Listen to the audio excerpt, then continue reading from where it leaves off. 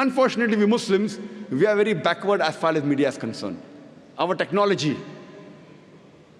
whatever technology is halal, what is permitted in Quran and Sunnah, we have to use it. We have to convert it to halal. Television per se is not haram. I do agree, 99% things that come on television is haram. We have to convert the haram into halal. And that's how we have to convey the message of Allah subhanahu wa ta'ala. The best way today that you can convey the message of Allah subhanahu wa ta'ala is the satellite channel. It is the media.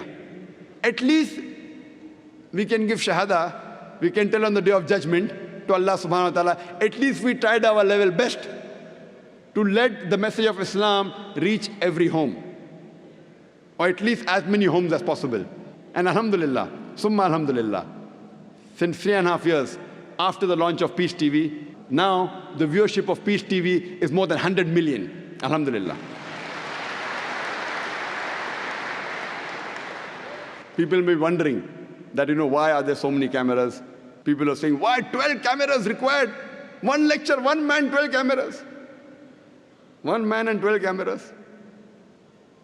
The television channels say, we only use 2 or 3 cameras. 12 cameras because we want to present Islam in a beautiful manner. When you have rock show, that time 12 cameras, no problem.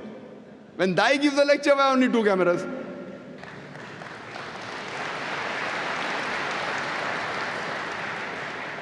See, today is the age of science and technology. When we want to convince the youngsters, the media is taking them on the wrong track.